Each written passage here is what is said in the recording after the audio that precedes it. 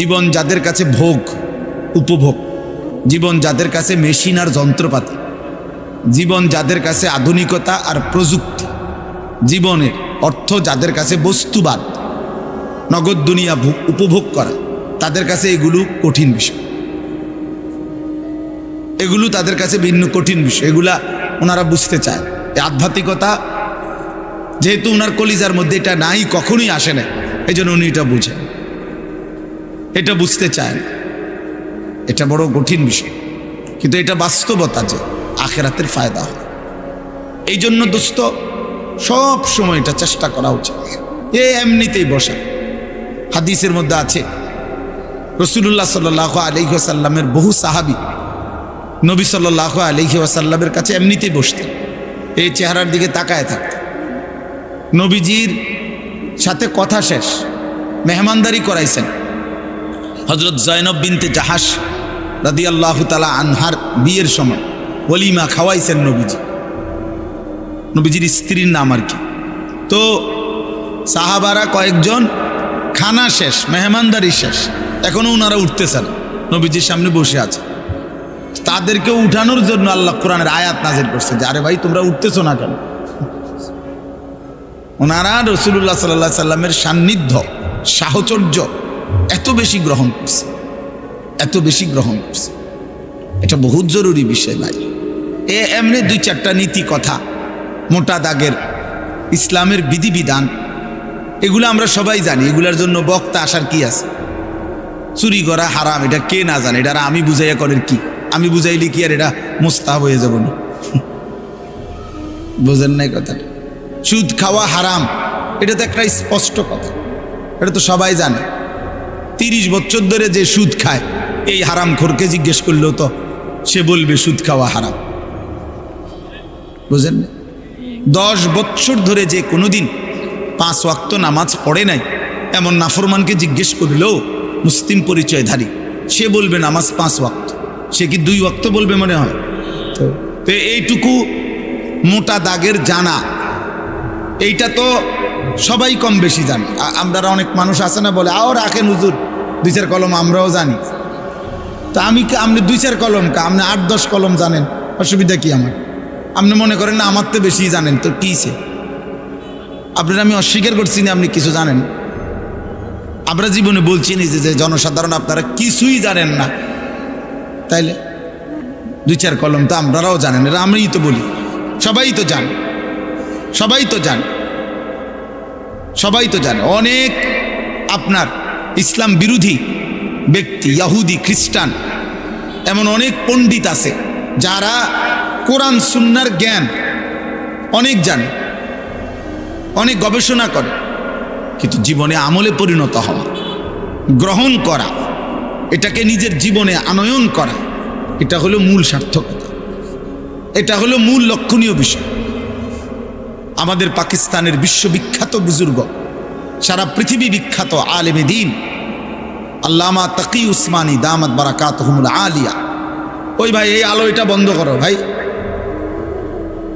মোবাইলগুলোই বন্ধ করেন, হাতের মোবাইলগুলো নামাও ভাই, নামাও, নামাও বেটা, ফালতু কোথাকার বেটা। একটা নজর তাকাইছো নি হুজুরের দিকে বেটা? মোবাইলের দিকেই তো তাকায় আছো। দুর্ভাগ্য মিয়া, কোনো মাহফিলে বসছে তো এখানেও এটা ধরে রাখছে, এটার দিয়ে তো তাকাইলা কার দিকে? মোবাইলের দিকে না তাকাইলা, ফায়দা পাইবা কই? তুমি কি কোনো হুজুরের দিকে তাকাইছো নি মিয়া?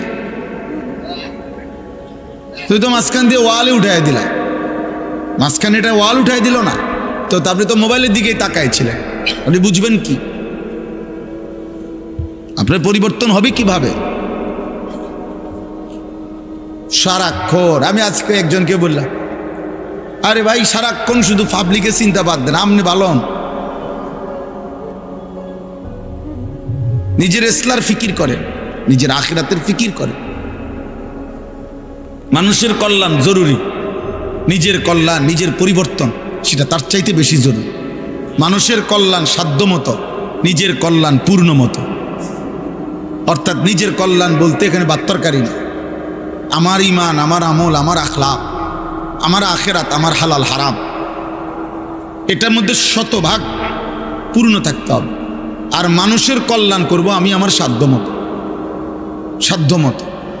এই পৃথিবীতে এখনকার হুজুর যারা আছে, আলেম ওলামা যারা আছে এখন, ওনারা যদি 24 ঘন্টাও মানুষের উপরে মেহনত করে, তারপরেও মানুষের মধ্যে ইমানদারও থাকবে, গোমরা পথভ্রষ্টও থাকবে কিনা?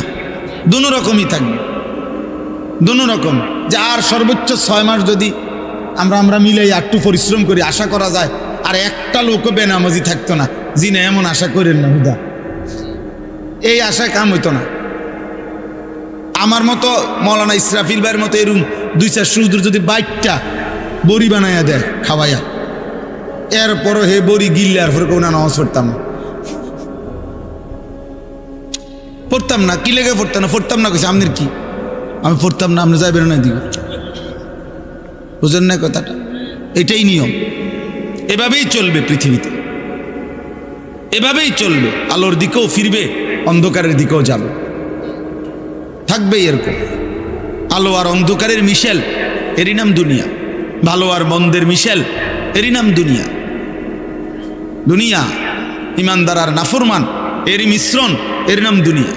সব ইমানদার যেদিকে ওটা জান্নাত, সব নাফরমান যেদিকে ওটা জাহান্নাম। সব আলো যেখানে সেটা জান্নাত, সব অন্ধকার যেখানে সেখানে জাহান্নাম।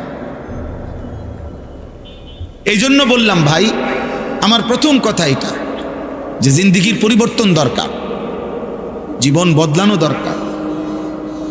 কম বেশি কথা আমরা সবাই জানি। মোটা দাগের কিছু কথা বলতেছিলাম, হুজুরের কথা। আল্লামা তাকি উসমানী দামাত বারাকাতুহু, হুজুর এত বড় মাফের আলেমে দ্বীন, পাকিস্তানের শরিয়া বোর্ডের দীর্ঘদিন পর্যন্ত প্রধান বিচারপতি ছিলেন, চিফ জাস্টিস ছিলেন। পৃথিবীর এমন কোনো দেশ নাই যা তিনি সফর করেননি। দুনিয়া মেরে আগে ওনার কিতাব আছে।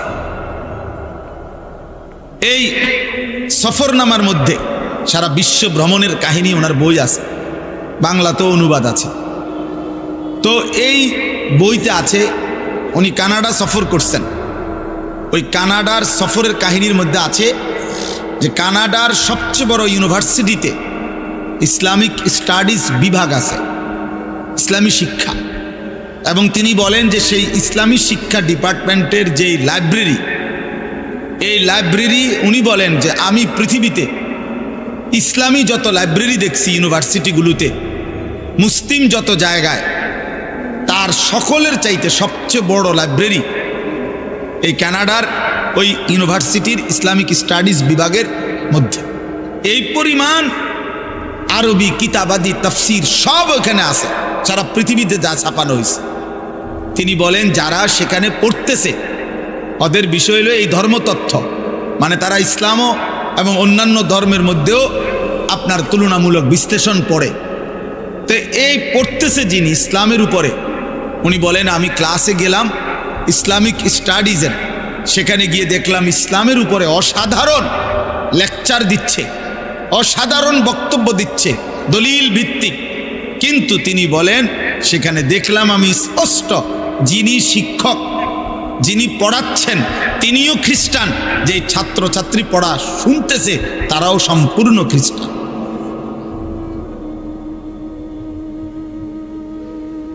তো কি বুঝলেন দোস্ত? এটুকু ভালো কথা বলা, কিছু বক্তৃতা মারা, লেকচার দেওয়া, 4টা পয়েন্ট 5টা দলিল, কিছু দলিল ভিত্তিক তাত্ত্বিক কিছু কথা বলা, এটা তো একটা চ্যাপ্টার লিখে নিলেই হলো, এটা মুখস্থ করে নিলেই হলো। কিন্তু নিজের জীবনে বাস্তবায়ন করা এটা ভিন্ন কিছু, এটা ভিন্ন কিছু। এটা AI শরীফরে কইলেও আপনারা ঠিক করে দিব।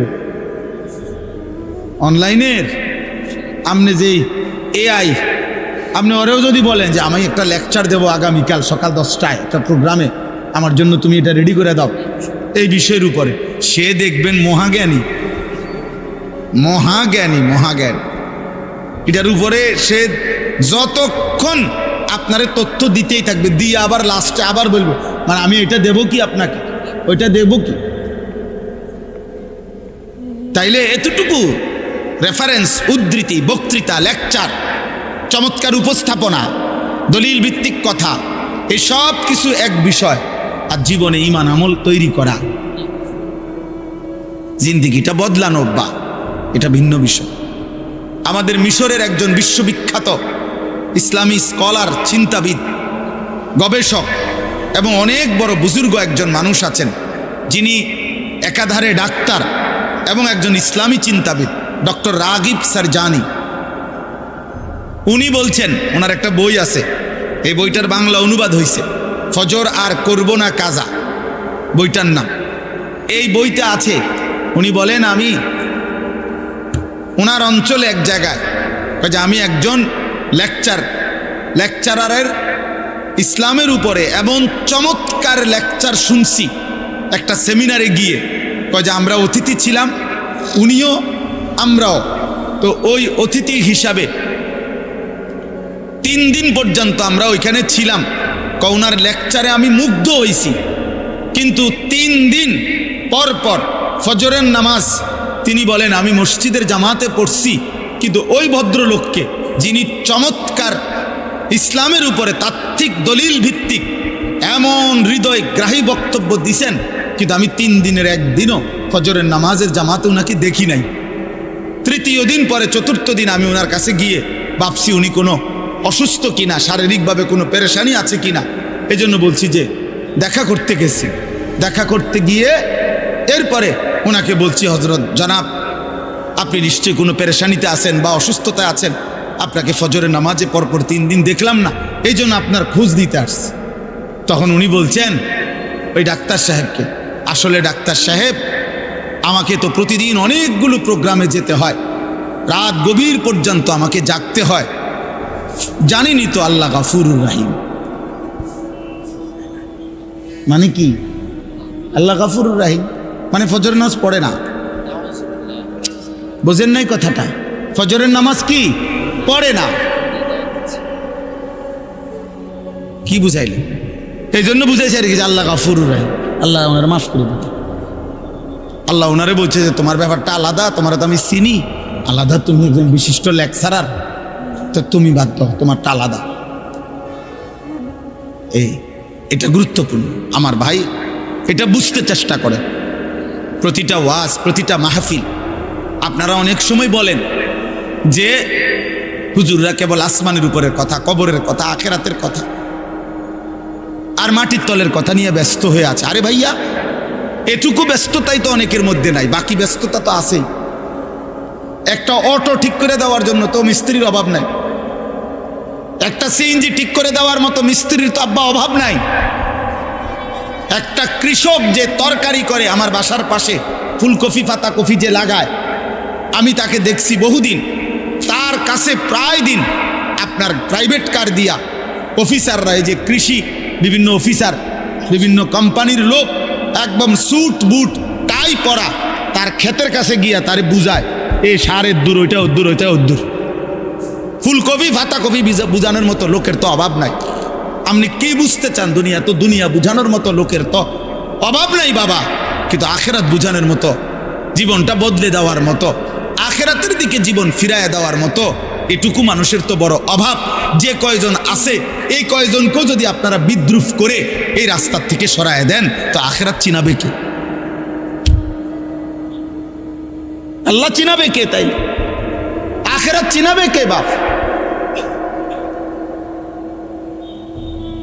এটা বুঝা দরকার আমার ভাই, এ কথা স্পষ্ট বুঝবেন। প্রতিটা বিবেকবান নওজোয়ান ভাই, তোমরাও, বাবারাও এ কথা বুঝবেন। এই কোরআন সুন্নাহর ইলম আর দুনিয়ার সমস্ত জেনারেল ইলম, এই জেনারেল শিক্ষার যত পড়া আর এই কোরআন সুন্নাহর পড়ার একটা মৌলিক পার্থক্য হলো, জেনারেল শিক্ষার সমস্ত পড়ার মূল টার্গেট এই দুনিয়ার আয়োজন, দুনিয়ার জীবন উপভোগ করার জন্য যত অত্যাধুনিক, যত প্রযুক্তি, যত সহজকরণ, যত আধুনিকায়ন হইতে পারে, এটা হলো জেনারেল শিক্ষার মূল মাকসাদ। আর খোদার কসম, কোরআন সুন্নাহর শিক্ষার মূল মাকসাদ আখিরাতের আয়োজন। এখানেই তফাৎ, এখানেই তফাৎ। আপনি আমগরে দুর্বল ভাইবেন না। আমার বিষয়ের উপরে আমি পড়ি, আমি আপনার বিষয় কেমনে বুঝতাম? আপনি যে আমার বিষয়ে বোঝেন না, কথা বোঝেন নাই। এখানে মৌলিক পার্থক্য। ভোগের এই দুনিয়া যত আধুনিক, যত মজাদার ভাবে জীবন উপভোগ করা যায়, এটা হলো বস্তুবাদী দুনিয়ার, এই আধুনিক দুনিয়ার স্লোগান। গোটা ইউরোপের সমস্ত পড়ালেখা, গোটা ইউরোপের সমস্ত মেশিনারি, সমস্ত গবেষণার সব কিছুই হলো এই প্রথম আসমানের নিচে মাটির উপরের এটুকু আয়োজন। আর কোরআন সুন্নাহর মূল আয়োজন আখিরাতের আয়োজন। এখানেই মৌলিকত্ব, পার্থক্য। এই জন্য এক হবে না কোনোদিনও, কোনোদিনও না। ইসরাফিলের ফু পর্যন্ত না, কোনোদিনও না। আপনি পদার্থ জীববিজ্ঞানের শতভাগ কোরআনের মতো বানাইতে পারতেন না, আর কোরআন সুন্নাহর এলেমকে আপনি পদার্থ জীববিজ্ঞান বানাইতে পারতেন না। এখানে মৌলিকত্ব ভিন্ন, এখানে চিন্তাধারাটাই ভিন্ন। আমি যাচ্ছি ঢাকার দিকে, আপনি যাইতেছেন চিটাঙের দিকে, তা আমরা আগামী 300 ঘন্টা পরেও আমরা এক হবো কেভাবে? আপনি গেছেন গা চিটাগাং, আপনি গেলে সামনে আগাইলে কক্সবাজার যাবেন, আমি সামনে আগাইলে হয়তো ফরিদপুর যাব, নয়তো উত্তরবঙ্গ যাব। আমরা তো দুইজন চলছি দুই দিকে, দুইজন চলছি দুই দিকে। এরপরে দেখেন জীবন, দুনিয়া, এই দুনিয়ার সব কিছু আল্লাহ সৃষ্টি করেছেন, আল্লাহ সৃষ্টি করেছেন। আবার আখিরাত আল্লাহই বলেছেন। কিন্তু কোরআন এবং সুন্নাহর মধ্যে শত শত আয়াত, নবীজির শত শত হাদিসের মধ্যে দুনিয়া এবং দুনিয়ার জীবনটাকে আল্লাহ তাআলা এবং তার নবী সাল্লাল্লাহু আলাইহি সাল্লাম একদম তুচ্ছ, হেয়, হীন করে তুলে ধরেছেন। কোরআন দুনিয়াকে একদম তুচ্ছ করে তুলে ধরছে, আখিরাতকে অনেক মহান করে তুলে ধরছে। রাসূলুল্লাহ সাল্লাল্লাহু আলাইহি সাল্লামের হাদিস দুনিয়াকে একদম তুচ্ছ করে তুলে ধরছে, আখিরাতকে অনেক মহান করে তুলে ধরছে। আল্লাহ তাআলা কোরআনুল কারীমের মধ্যে বলছে, ওমা হাযিহিল হায়াতুদ দুনিয়া ইল্লা লাহবুন ওয়া লাইব। এই কথাটা কোরআনে বারবার আছে। আল্লাহ বলছে, বান্দা শোনো, দুনিয়ার জীবন আর কিছুই নয়, শুধুই তামাশা, শুধুই খেলাধুলা। তামাশা, তামাশা। এই বিল্ডিং 10 তলা, তামাশা। 80 লাখ টাকার গাড়ি, তামাশা, তামাশা। 10টা ফ্যাক্টরি, তামাশা, তামাশা। সাজগোজ, এই ফ্যাশন, এই রূপচর্চা। হাই নওজোয়ান, তুমি তোমার দেহ চর্চা করছো, কতভাবে চুল ফিরাইলা, কত প্রসাধনী ব্যবহার করলা, নিজের শরীরের ফিটনেস ধরে রাখার জন্য কত আয়োজনই করলা। আল্লাহর কসম নওজোয়ান, সেদিন খুব সামনে, যেদিন তোমার দেহের প্রতিটা অঙ্গ তোমার বিরুদ্ধে সাক্ষ্য দেবে। ওয়াশাহিদা আলাইহিম সামউহুম ওয়া আবসারুহুম ওয়া জুলুদুহুম। আল্লাহ বলেন, কান, চোখ, ও জুলুদ মানে সমস্ত চামড়া, সারা দেহের চামড়া। আল্লাহ তাআলা বলছে, বান্দা তোমাদের কর্মকাণ্ড সম্পর্কে আমি আল্লাহর সামনে সাক্ষ্য দেব, সাক্ষ্য দেবে। আল্লাহ তাআলা বলছে, ইন্নামা বাগিয়ুকুম আলা আনফুসিকুম। এই বান্দা, তোমরা যে প্রতিনিয়ত আমার রাস্তা ছেড়ে উল্টো পথে চলছো, বাগিয়ুন, সীমা লঙ্ঘন করছো আমার হুকুমের সাথে, তো মনে রেখো এটা প্রত্যেকটাই তোমাদের উপরেই বর্তাবে, আমার উপরে না। মান ছোট হবে না, আমার জমিন ছোট হবে না, আমার সূর্য বন্ধ হবে না, আমার চাঁদ ছোট হবে না। তোমরা সবাই নাফরমানি করলেও আসমান ছোট হয় না, আমার জমিন সংকুচিত হবে না। এটা তোমার বিরুদ্ধেই যাবে। আলা আনফুসিকুম, তোমাদের বিরুদ্ধে। তোমার চুরি তোমার বিরুদ্ধে দাঁড়াবে, তোমার জিনা তোমার বিরুদ্ধে দাঁড়াবে, তোমার নর্তকী দেখা তোমার বিরুদ্ধে দাঁড়াবে, তোমার সুদের একটা একটা টাকা তোমার বিরুদ্ধে বলবে। ইন্নামা বাগিয়ুকুম আলা আনফুসিকুম। আল্লাহ তাআলা বলছে, কুল বিতামাত্তা, কুল তামাত্তা বিকুফরিকা কালিলা। বান্দা, তুমি তোমার নাফরমানি নিয়ে অল্প কয়টা দিন দুনিয়া ভোগ করো, আমি তোমারে বুঝাবো,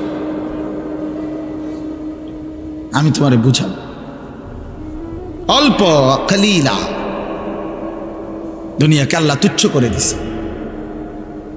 কুল মা ইনদাল্লাহি খায়রুম মিনাল লাহবি ওয়া মিনাত তিজারা। একটা উদাহরণ শুধু শুনেন। সাহাবায়ে কেরাম জুমার নামাজের দিন রাসূলুল্লাহ সাল্লাল্লাহু আলাইহি সাল্লামের প্রথম জামানায় জুমার নামাজের পরে খুতবা হইতো। এখন জুমার খুতবা হয় কখন? কথা বলেন না। ঈদের নামাজের খুতবা হয় কখন? আগে জুমার খুতবাও এরকম পরে হইতো, নবীজির জামানায় প্রথম বিধান ছিল। পরে আল্লাহর হুকুমে আবার বদলাইছে হুকুম। তো একদিন জুমার নামাজ নবীজি আদায় করে ফেলছে, জুমার নামাজ শেষ, এখন নবীজি সাল্লাল্লাহু আলাইহি ওয়াসাল্লাম খুতবা দিতে দাঁড়াইছে। ঠিক এই টাইমে মদিনার বাজারে পাইকার ব্যবসায়ীদের যে পাইকারি মাল দেয়, এই পাইকার আসছে। তখনকার যুগে এই পাইকার আসলে মানে বাঁশি দিয়া ফু দিত। তো এই নির্দিষ্ট এই ফু এটা শুনলে, আমরাও ছোটবেলায় বাঁশি শুনলে বা এমনি টুংটুং শুনলে বুঝলাম আইসক্রিম আইসে, বুঝছেন না? এটা আমরা বুঝতাম দৌড় দিয়া। পরে কত আমার পুরা মনে আছে, আমার বাসায় আমার আব্বার বা মার এই সিরাপের বোতল, এটা ভালো বোতল, ওষুধ অনেক খাইছে না,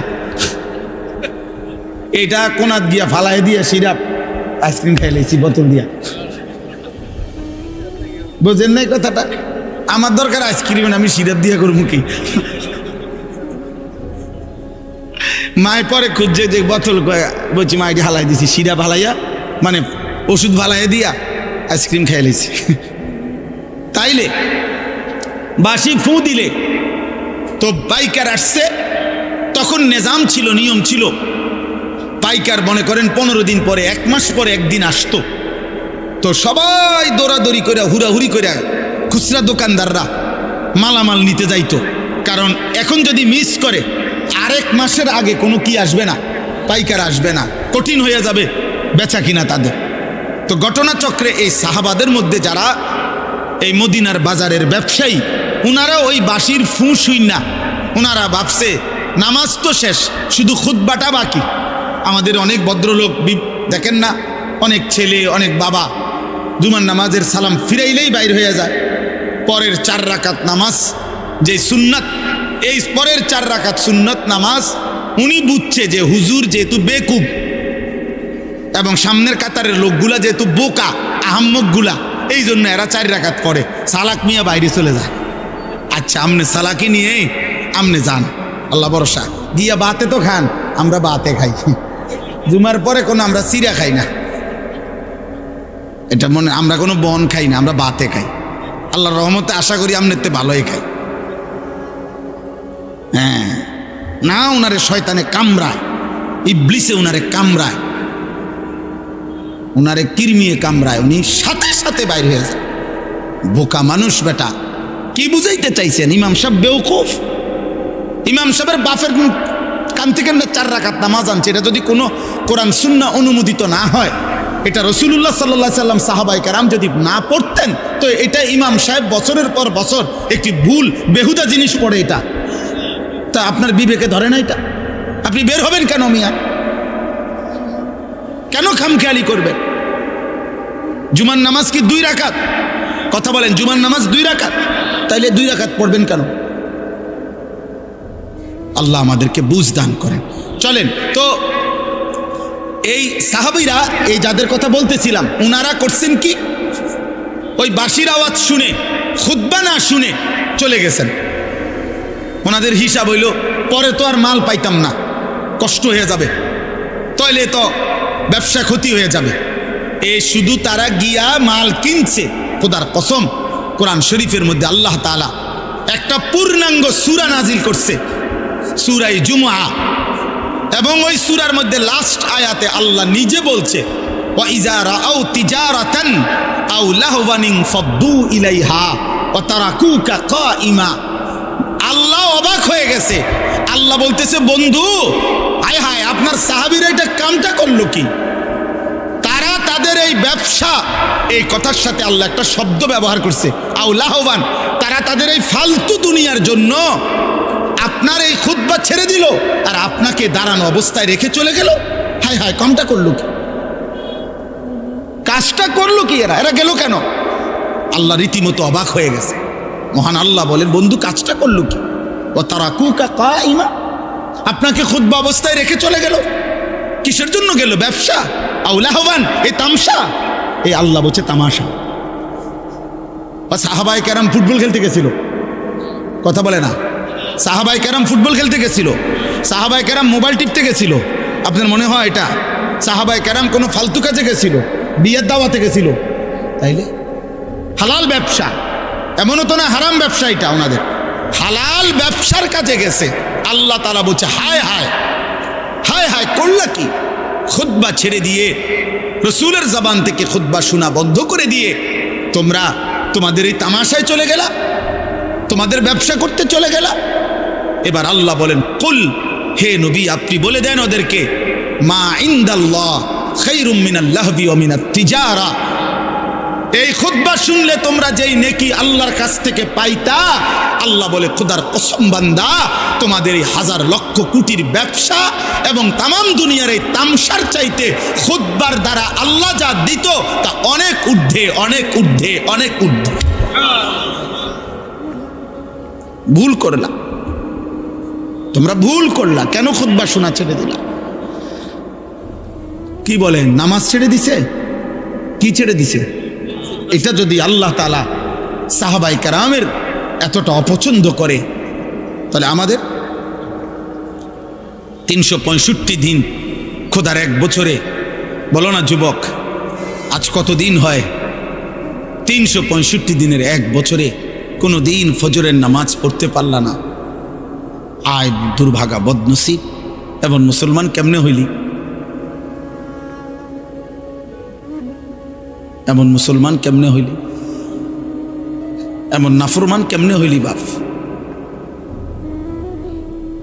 365 দিনে খোদার এক বছরে একদিনও মনে পড়ে না?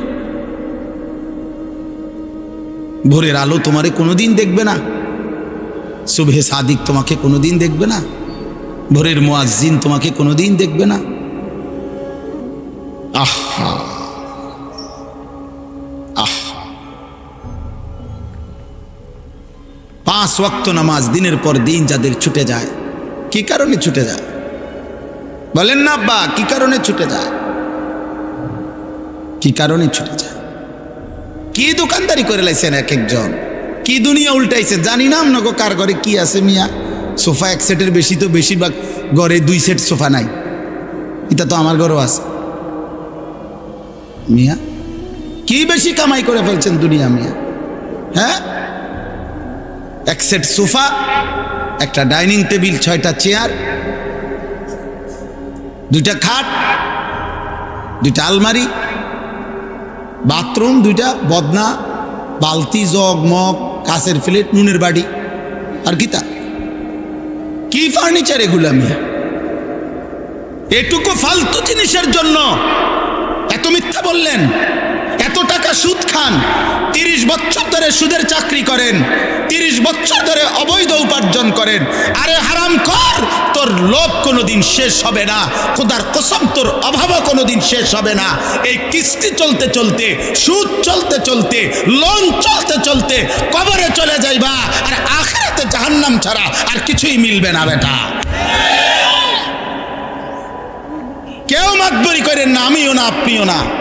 কোন নাফরমান, কোন পাপী, কোন বেনামাজি, কোন চরিত্রহীন যুবক, নারী দেখো, ছবি দেখো, উলঙ্গ দৃশ্য দেখো, জিনা যে বিচারের দৃশ্য দেখো, হারাম ছবিতে পড়ে থাকো, মোবাইলের উশৃঙ্খলার উলঙ্গতায় পড়ে থাকো, যুবক নিজেকে চালাক মনে করিস না বাপ। তুই এই সমাজের দুশ্মন, তুই এই জাতির কলঙ্ক। চরিত্রহীন যুবক, তুমি মায়ের অপমান, তুমি বাবার লজ্জা, তুমি ইসলামের অপমান, তুমি আল্লাহর নাফরমান, তুমি রসুলের দুশ্মন। পৃথিবী তোমারে মনে রাখবে না। এ বাতে খাইতে পারবা, দুনিয়াই ভোগ করবা, বেডি সেবার, নারী সেবা, শরীর নাপাক করবা, নষ্ট করবা, অবৈধ বীর্যপাত হবে, হারাম বীর্যপাত, খালাস, আর কিছু হবে না। দুনিয়া মনে রাখবে না বাপ। শহীদ শরীফ ওসমান হাদি, এই ইমানদার যুবক রহমতুল্লাহ আলাইহি, আমি আজকে তার কবর জিয়ারত করে আসছি। তো এই ইমানদার যুবক, আমার মাটির এই সাহসী সন্তান, এই ইমানদার যুবক প্রমাণ করেছে একই সাথে ঈমান এবং দেশপ্রেম একসাথ করে শুক্রবার জুমার নামাজ পড়ে গুলিবিদ্ধ হয়ে মহান আল্লাহর কাছে নিজেকে পেশ করছে। আল্লাহ বলছে, হাদি তোর প্রতি ফোঁটা রক্তের বিনিময়ে আমি লক্ষ কোটি মানুষের চোখের পানি ঝরাইয়া দিলাম। সে 5 ওয়াক্ত নামাজ পড়তো, সে ফজরের নামাজ পড়তো, প্রতিদিন ফজরের নামাজ পড়তো। সে আল্লাহর কোরআনের হাফেজ ছিল। সে রাসূলুল্লাহ সাল্লাল্লাহু আলাইহি সাল্লামের হাদিস স্পষ্ট বিশুদ্ধ কোরআন পড়তে পারতো, হাদিস পড়তো। তার বাবা আলেম ছিলেন, তার মা পর্দানশীল, তার স্ত্রী পর্দানশীল। সে নিজে মাদ্রাসায় পড়ুয়া ছাত্র ছিল। হ্যাঁ বাবা, একই সাথে তার কলিজায় ঈমান ছিল, একই সাথে তার কলিজায় দেশপ্রেম ছিল। জমিনের মাটির প্রশ্নে, স্বাধীনতা, সার্বভৌমত্ব, আজাদির প্রশ্নে সে একাই বলছিল যে যদি দেশের একটা মানুষও যদি না বলে, তারপরেও ভারতীয় আধিপত্যবাদের বিরুদ্ধে আমি হাদি একাই বলে যাব, প্রয়োজন আমার জমিনের 1 ইঞ্চি কাউকে নিতে দেব না। জমিনের পাহারাদার ছিল, এই মাটির পাহারাদার, আবার ইমানদারও ছিল। এই জন্য দোস্ত, রাজনীতি আরো অনেকে আগেও করছে, এখনো করবে, কিন্তু এই পরিমাণ মানুষের চোখের পানি অঝরে ঝরানো এটা কঠিন, এটা কঠিন, এটা কঠিন। আজকেও আমি যখন দেখছি, তখনও দেখছি যে জিয়ারত করতেছে সাধারণ মানুষ, যেই দেখলাম যে সব কাঁদতেছে, সব কাঁদতেছে।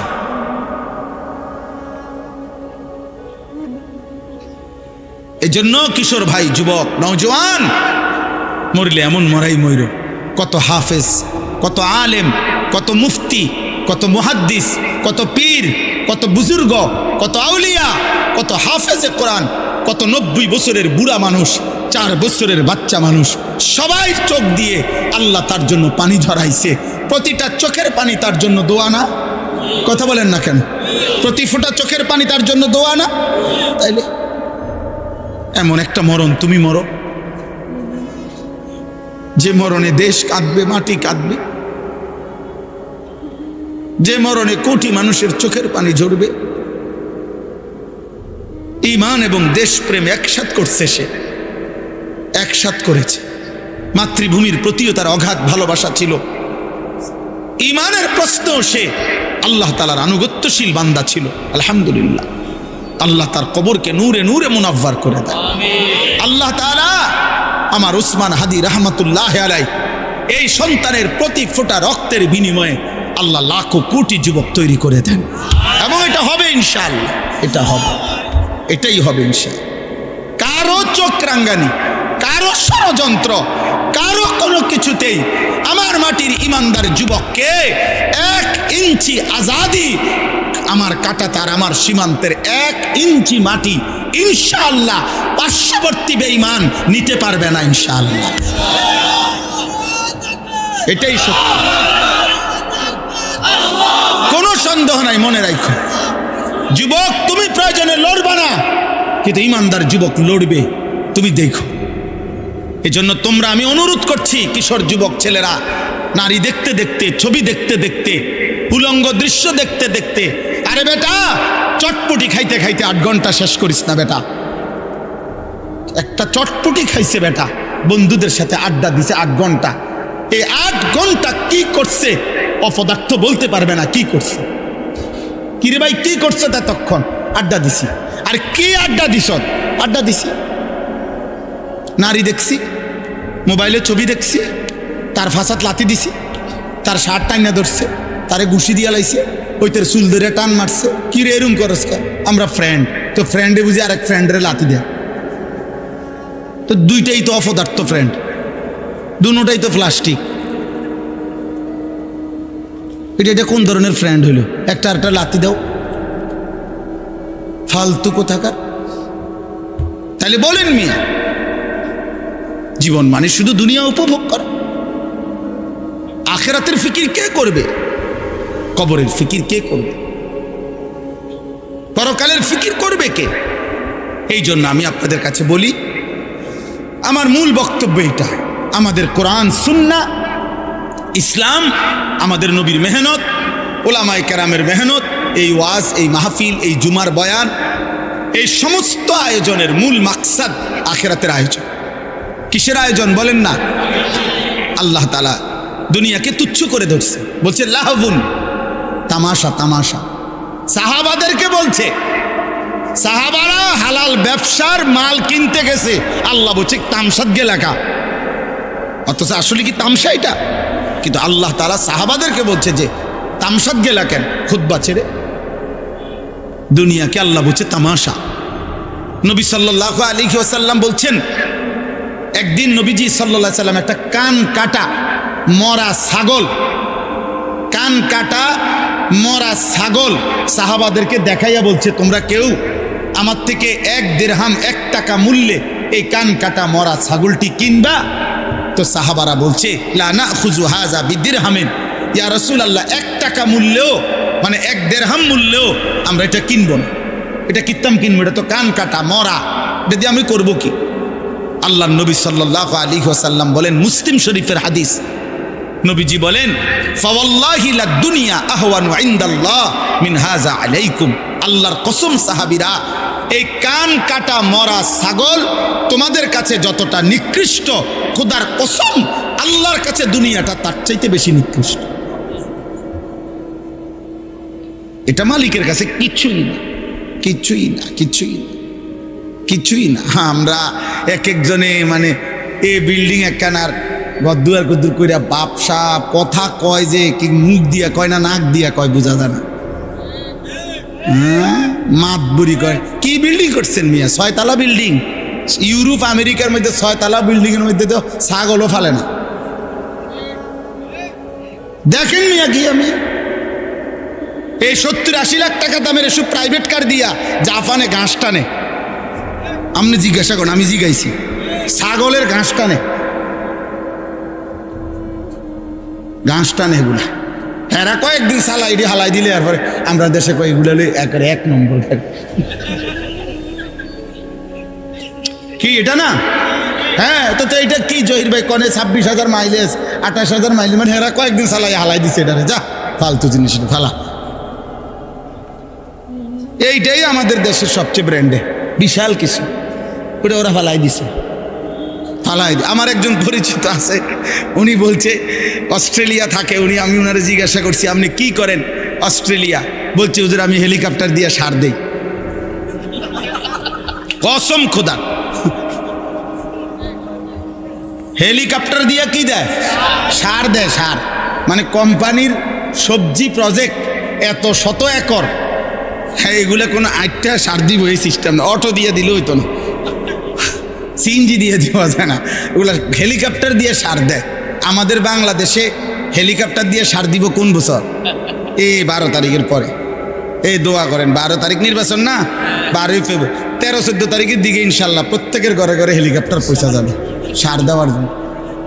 যেই বিবৃতি চলতেছে এক একজনের, সুবহানাল্লাহ, কি হয় বলা যায় না, কি হয়। শেষ পর্যন্ত আমরা যার যার দেশে থাকতে পারি কিনা, নাকি সকলেই একবারে বেডিং টেডিং নিয়ে চাঁদের দেশে বা মঙ্গল গ্রহে চলে যায় কিনা, সম্ভাবনা আছে। যেই আশ্বাস দিতেছে সবাই, মাশাআল্লাহ, আশা করা যায়, আশা করা যায় হয়তো চাঁদে বা মঙ্গলে আমরা গদ্দুয়ার করতে পারবো। আশা করি ব্যাপক উন্নতি হয়ে যাব দেশে, অনেক কিছু হইব। হ্যাঁ হ্যাঁ ইনশাআল্লাহ। তাইলে দুনিয়া তো বেঈমান আমাদের চাইতে বেশি ভোগ করছে। আমি বুঝাইতে চাচ্ছি এটা, ওরা তো হেলিকপ্টার দিয়ে সার দেয়, আর আমরা তো এখনো অটোতে চলি। দুনিয়া হবে না বাপ, দুনিয়া নিয়ে তামাশা করলে মোমেন হবে না। ইমানদার দুনিয়া না, ইমানদারের আখিরাত। ওয়ালাদ-দারুল আখিরাতু খায়রুল লিল্লাযিনা ইয়াত্তাকুন আফালা তাকিলুন। আল্লাহ বলেন আখিরাতের ঘর জান্নাত মুত্তাকিদের জন্য, সেটাই উত্তম, তোমরা কি বুঝবে না? আল্লাহ বুঝে। কুল আউনাব্বিউকুম বিখাইরিম মিন যালিকুম। আল্লাহ বলেন নারীর সৌন্দর্য, সন্তানাদির আকর্ষণ, সম্পদের আকর্ষণ, জন্তু জানোয়ারের আকর্ষণ, ক্ষেত ফসলের আকর্ষণ, এগুলো সব আমি দিছি। আমি জুইয়িনা, আমি দিছি বান্দা, আমি দিছি। আল্লাহ বলেন এই দুনিয়ার এই সব আয়োজন যা আমি সাজিয়ে দিয়েছি তোমাদের জন্য, তার চাইতে উত্তমটা কি সেটা কি আমি তোমাদেরকে বলবো?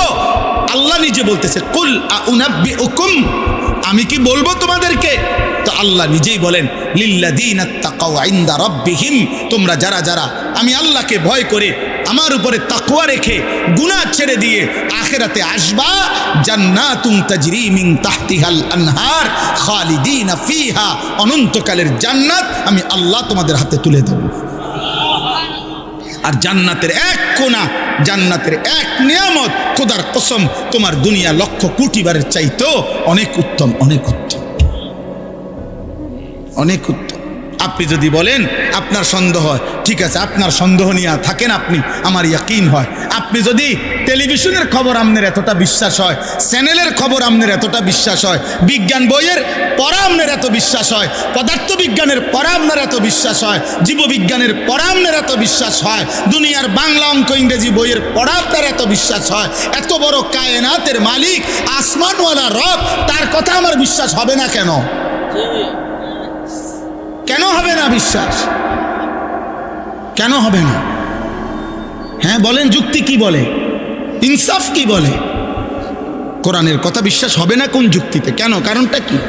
আপনার কাছে কি কারণ আছে বলেন, যে কারণে আপনি আস্থা রাখতে পারতেছেন না?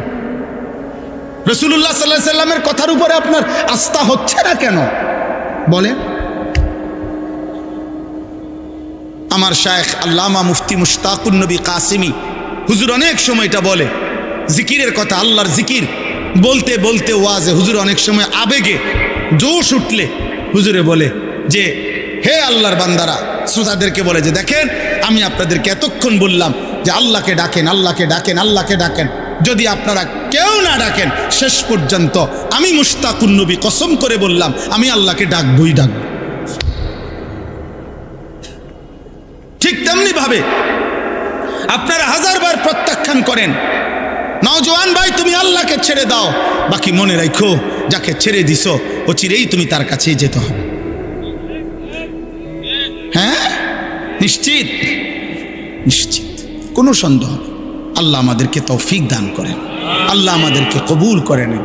শেষ আমার ওয়াজ, আমার মূল বক্তব্যের কথাই এ আপনার কাছে, আমার কাছে, কিশোর ভাই, যুবক ভাই, বয়স্ক বাবা, অনেক বুঝমান আমার অনেক ঘনিষ্ঠ মানুষ আছেন এখানে আপনারা, এবং পর্দার আড়ালের মা বোন, প্রত্যেকের কাছে আমাদের মুসলমান, আমরা আমাদের পরিচয় আমরা মুসলিম, অতএব খোদার কসম এক মোমেন, এক মুসলমানের মূল পরিচয় আখিরাত, মূল ফিকির আখিরাত, মূল চেতনা আখিরাত, মূল প্রস্তুতি আখিরাত, মূল আয়োজন আখিরাত, আখিরাত, আখিরাত। আল্লাহ আমাদেরকে আখিরাতের প্রস্তুতি নেওয়ার তৌফিক দান করেন। আল্লাহ তাআলা বলেন, বিসমিল্লাহির রহমানির রহিম, আলিফ লাম মিম। এটা কোরআনের একটা মুজিজা।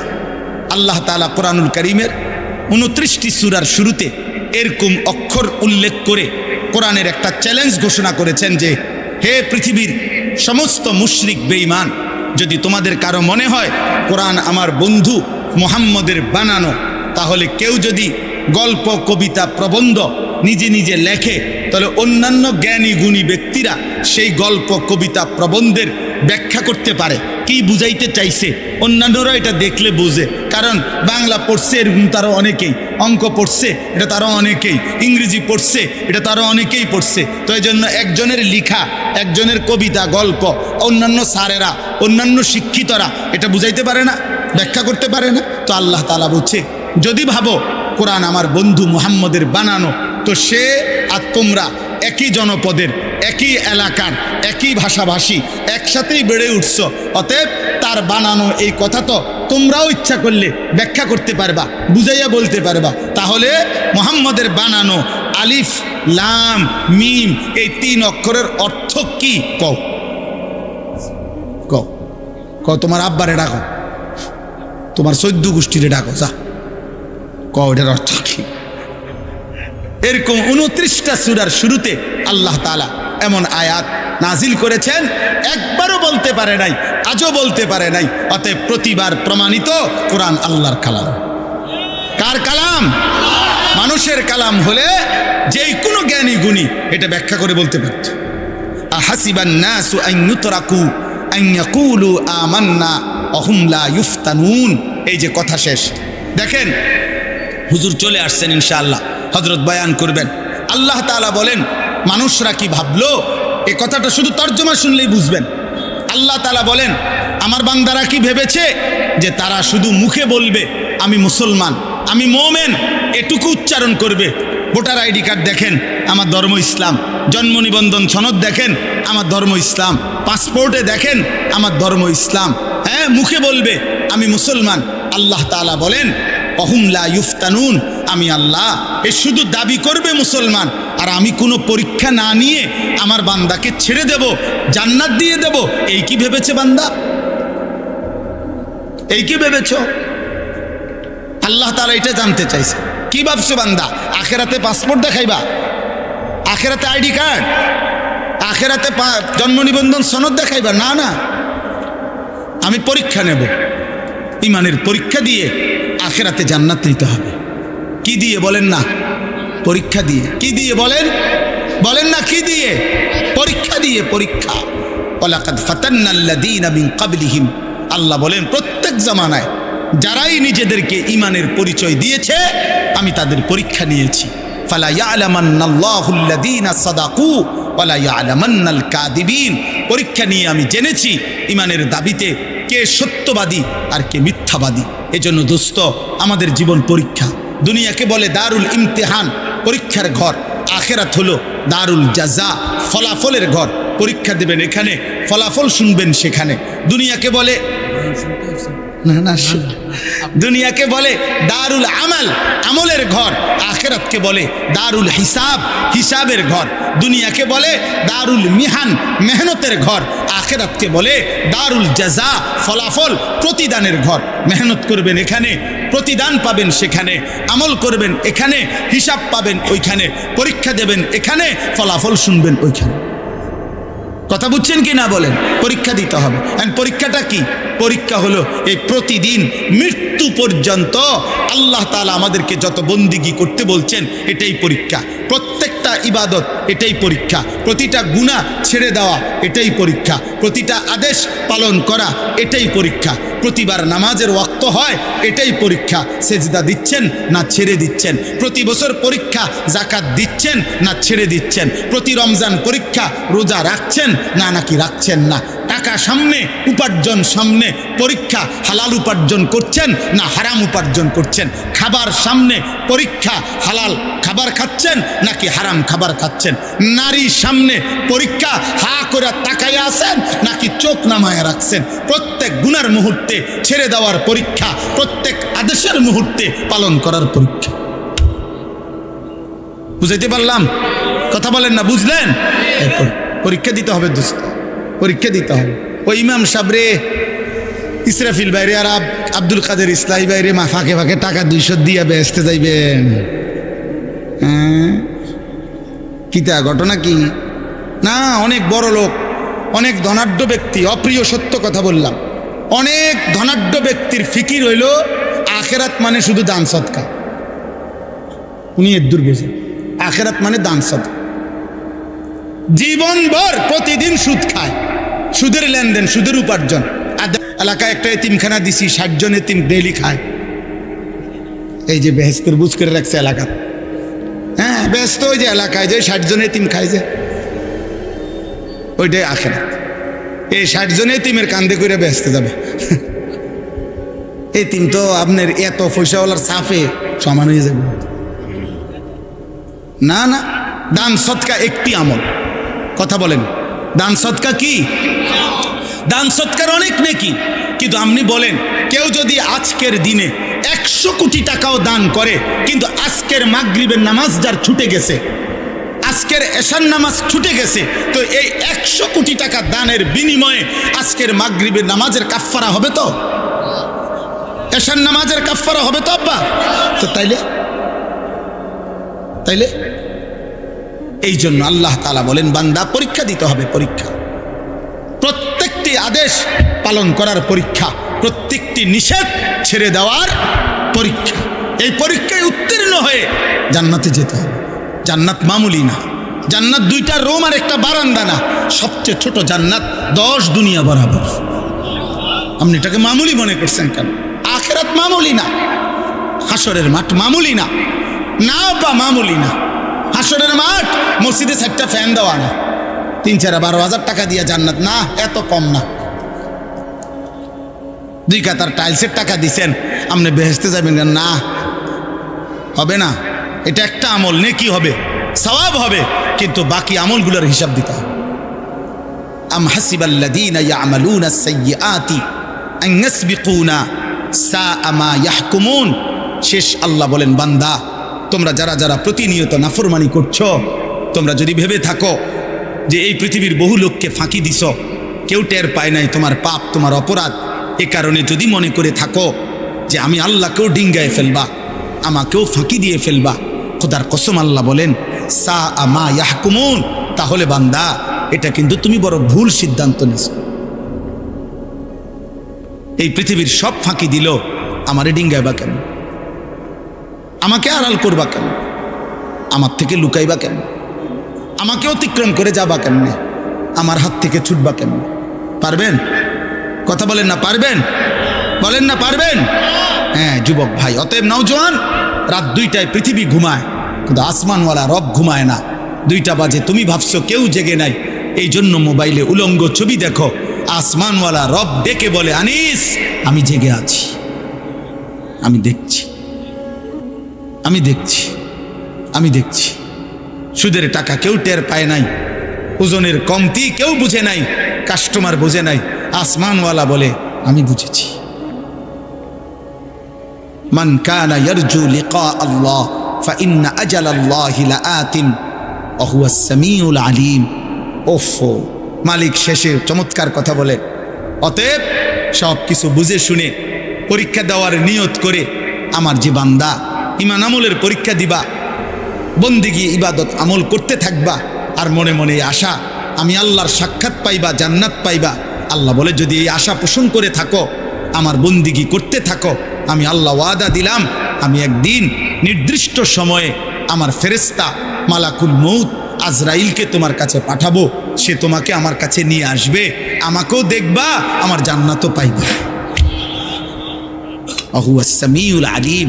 আল্লাহ বলেন অতএব শুনে নাও বান্দা, যাই বলো আমি সব শুনি, যাই করো আমি সব জানি, ভালোটাও জানি, মন্দটাও জানি, রাতেরটাও জানি, দিনেরটাও জানি, একাকীও জানি, প্রকাশ্যেও জানি, দিবালোকেও জানি। অতএব আমাকে লুকাইও না, আমার থেকে আড়াল করবে না। আল্লাহ আমাদের সবাইকে ঈমানের জীবন দান করেন, আমলের জীবন দান করেন, আখিরাতের ফিকির দান করেন, কবরের ভয় দান করেন, জাহান্নামের ভয় দান করেন। প্রিয় ভাই নওজোয়ান, আর কিছু সময় মোহতারাম মেহমান হজরত অনেক দূর থেকে কষ্ট করে এসেছেন, দয়া করে অল্প সময় কথা বলবেন, দোয়া করবেন। সবার কাছে অনুরোধ, নওজোয়ান ভাই তোমরা আসছো কষ্ট করে, একান্ত কারো কোনো জরুরত না হলে আমি হাত জোড় করে অনুরোধ করে বলছি, সবাই মহব্বতের সাথে বসে শুনলে, এক আল্লাহওয়ালার কাছ থেকে দোয়া নিয়ে গেলে বরকত হবে। আল্লাহ আমাদের সবাইকে তৌফিক দান করেন। দারুল উলুম আল আমিন মাদ্রাসা আল্লাহ কবুল করেন। আগামী 10 জানুয়ারি আমাদের কুমিল্লা জেলা কওমি মাদ্রাসা সংগঠন বুড়িচং উপজেলা শাখার উদ্যোগে কাবিলা শাহী ঈদগাহ মাঠ